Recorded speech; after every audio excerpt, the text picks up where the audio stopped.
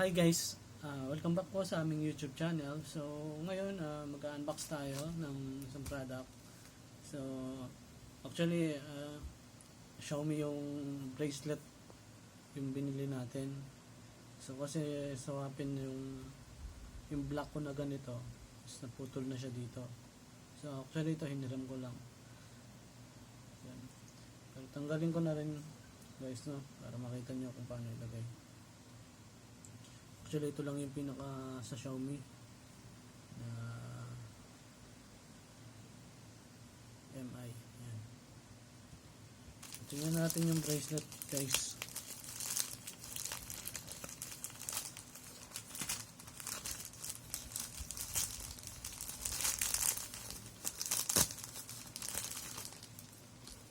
So yun, nakakatawa kasi meron ulit silang parang freebies. So yung pinaka free thank you giveaway ito.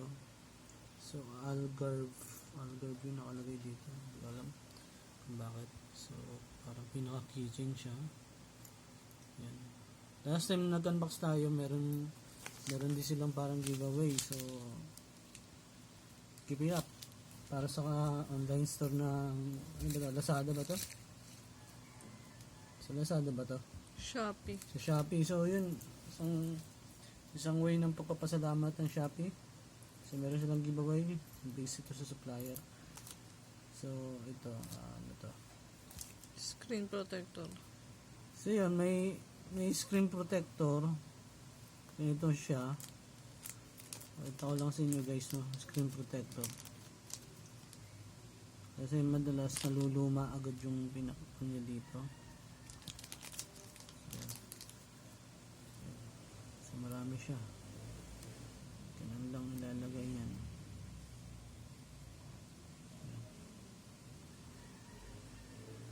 Yan, ialisin lang dito. Ayan na. So mamaya na natin ikabit guys kasi lilinisin pa yan. Ito dalawa, actually dalawa siya at tatlo. Bali apat. Screen protector. So unang tingnan natin yung white. Ito yung tsura niya.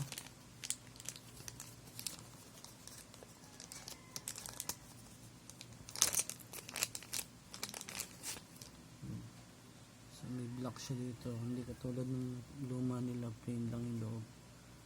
Ito may design sila sa loob. So pwede natin subukan.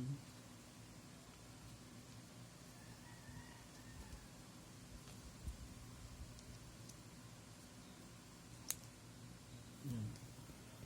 So may red yung lining niya, kaya maganda. Yan. Pwede natin itry kung ano yung fit niya.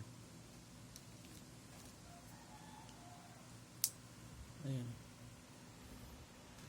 Maganda siyang tingnan sa kamay, pero ang disadvantage nito pag nagtagal, nagda-darken yung pagka-white niya. So maganda nito. Rest lang naman. So mapapansin niyo yung previous nila, ibang-iba yung pinaka lock nila dito. Dito square, dito para may pagka-oblong dito sa side na to. So try natin itong black.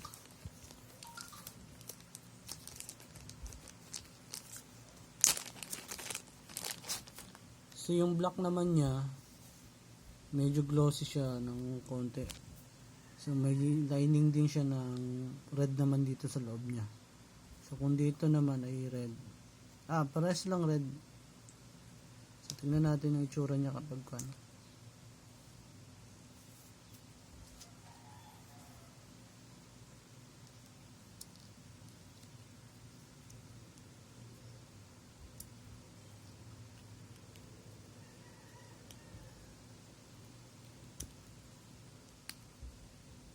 Ayan. Fit siya dito. Guys, so kung medyo gusto mo mga dark theme tayo ngayon,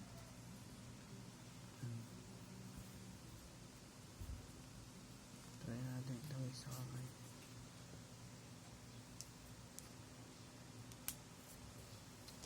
So, maganda rin pero parang mas masarap tingnan sa mata yung white. Ayan, ito may pagkakan kung medyo rugged yung gusto mo sa black. Pero para sa akin maganda yung pagka-white nito. Disadvantage nga lang nito, nangingitim ba? So kailangan mas madalas mong gamitin itong black ito sa mga may okasyon. Para sa akin ito maganda lang siya gamitin kung may okasyon, pero kung everyday mong gagamitin, sa black na lang. Kasi katulad nga nito, tama naman, lumang luma na siya, pangit na yung design niya. So yun, salamat sa giveaway Shopee and sa supplier ko, supplier ng Xiaomi. So pagpatuloy nyo yan, and isang way to para kumbaga na-appreciate ng client yung one. So salamat po sa pagsama nyo sa amin sa pag-unbox ng isang product. So yung isipin na mayaman kami na lagi na lang kami nag-unbox o bumibili sa online. Actually ginagamit din naman namin, instead na bibili kami sa labas o sa isang store, mas maganda makita natin kung ano yung laman at yung quality o yung services na ino-offer ng mga online store ngayon tulad ng Shopee and Lazada. So pagpatuloy nyo yung magandang service nyo, and yan, abangan nyo guys, marami pang darating na unboxing at iba pang vlogs.